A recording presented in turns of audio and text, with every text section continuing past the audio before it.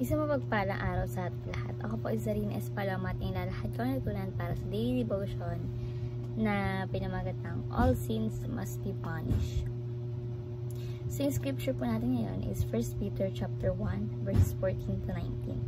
And sinasabi po dito na, as obedient children, do not be conformed to the passion of your former ignorance, but as he who called you is holy, you also be holy in all your conduct. Since it is written, you shall be holy, for I am holy.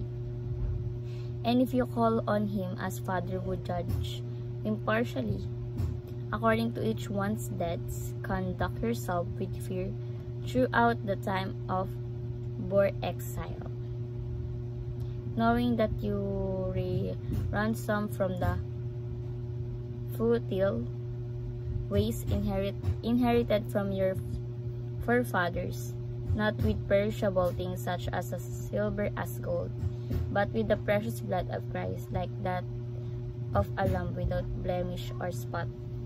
Sa Tagalog, bilang masunuring mga anak, huwag kayong umayon sa masamang pagnanasa tulad ng ginagawa nyo noong kayo wala pang tunay na pagkaunawa. Dahil ang Diyos na pumili sa inyo ay banal, dapat din kayo magpakabanal sa lahat ng inyong ginagawa. Sapagkat nasusulat, magpakabanal kayo sapagkat ako'y banal.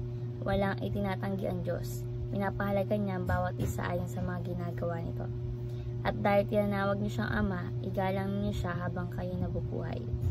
Alam niyo kung ano ipinatubos sa inyo sa walang kabuluhang pamumuhay na inyong minana sa inyong mga magulang. Ang ipinatubos sa inyo hindi ang mga bagay o nasisira o nauubos, tulad ng ginto o pilak, kundi sa pamamagitan ng mahalagang dugo ni Kristo. Siya ang kalderong walang batik at kapintasan. So yung katuruan po natin ngayon is, number 1, God is holy and He hates sin. So yung Panginoon po natin is banal, no? At siya ay namumuhi sa kasalanan. Diba dito sa Pilipinas, yung iba dito ay kadalasan sa mayayaman, diba? Like, may ibang criminal na nakatakas sa ginawa nilang krimen, like rape, no? Pagdating sa court, hindi sila ay napapawalang sala sila sapagkat pinabayaran nila yung judge, no, na malaking pera kumpara sa complainant na mahirap lamang at nabiktima niya, no? So kung nasabi dito na kung nakatakas ka dito or natakasan mo yung ginawa mo dito, nakatakasan mo yung nagawa mong kasalanan dito sa lupa, sa Diyos po hindi, no? May batas din yung ating Panginoon, kasi ang Lord natin nga, sabi ko, is holy, banal, no? At walang kasalanan ang hindi nabibigyan ng kaparusahan. So God is holy and He hates sin. Next is, God hates our sinful passion. So, kinamumuyan ng ating Panginoon yung mga makasalanan na pagnanasa natin, yung masamang pagnanasa. Yung kasalanan natin is kinamumuyan ng ating Panginoong Jesucristo. At mayroon yung karampatang kaparusahan. May hustisya sa ginawa mo, no? So, may kaparusahan yung ating mga nagagawang kasalanan dito po sa lupa. So, God hates our sinful passion. Next is, God poured out His wrath on Christ. Sabi ko nga po, yung hustisya ng Diyos, ibinuhos niya kay Kristo, no? Kaya ang Panginoong Jesucristo, siya yung tumubos sa atin sa krus ng Kalbaryo, sa lahat na natin nagawang kasalanan, no? Wag na natin isipin na pinatawad tayong Lord ng basta-basta lang, no? Pero ang ginawa ng Diyos, pinatawad niya tayo, no? Sa ating mga kasalanan, pero hindi sa ating katawan, kundi sa kanyang anak, no, na isinugo niya na nagkatawang tao para pagbayaran yung mga kasalanan natin, no? Talagang sa Panginoong Kristo niya ibinuhos yung galit at hustisya, no? At talagang ipinagpapasalamat natin ito kay Jesus Christ, kasi hindi na tayo maparusahan, kasi nga si Kristo na po yung gumawa nun para sa atin, no? At talagang 100% ang ibigay natin pananampalataya sa Kanya, no? Sa ating mahal na Panginoong Jesucristo doon sa krus. So, God poured out His wrath on Christ. So, bilang application, no, may sasabuhay natin. Number 1 is be holy and set apart. We are set apart from the world.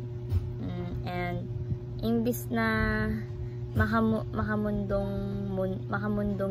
gawin natin or yung pagnanasa, dahil set apart na po tayo, no, ang pagnanasa natin ay maka-Diyos na, no.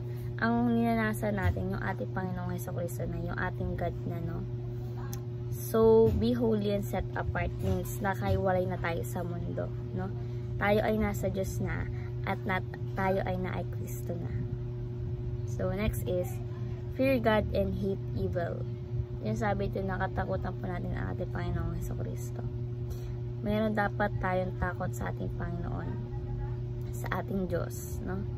At ito ay dapat nire-respeto natin. At nire-respeto natin talaga sila. Diba sabi nga po dun sa scripture natin, dun sa talata, no? Na respetuhin nyo yung inyong ama, diba? Ayan, at dahil tatawag nyo siyang ama, igalang ninyo habang kayo nabubuhay pa. So, igalang po natin, no, ang ating Panginoong Jesucristo. And at hindi mo dapat ipamuhay yung kasalanan, no?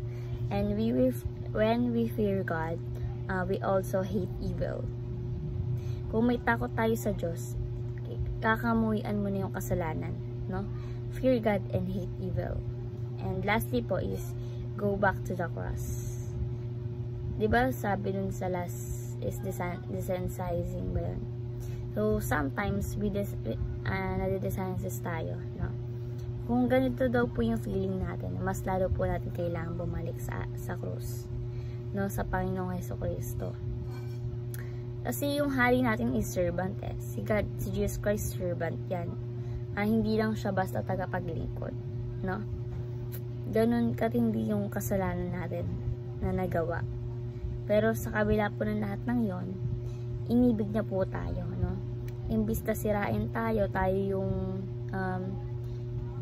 yung mag-suffer sa kasalanan, sa dapat na ginawa niya, is sa ginawa natin, no? Hindi na tayo nag-suffer, siya na lang, yung katawan niya na lang, yung naging kaparusahan sa nagawa natin kasalanan. So, inibig tayo, no? Napakalaki ng pag-ibig ng Diyos sa atin at ipinakita niya sa atin, no? Kung gaano niya tayo kamahal, no? At namatay pa siya sa krus ng Kalbaryo para pagbayaran lahat ng kasalanan na gawa natin. So, kung nakakalimutan daw po natin, let's go back to the cross, no? Bumalik tayo sa krus ni Jesus Christ.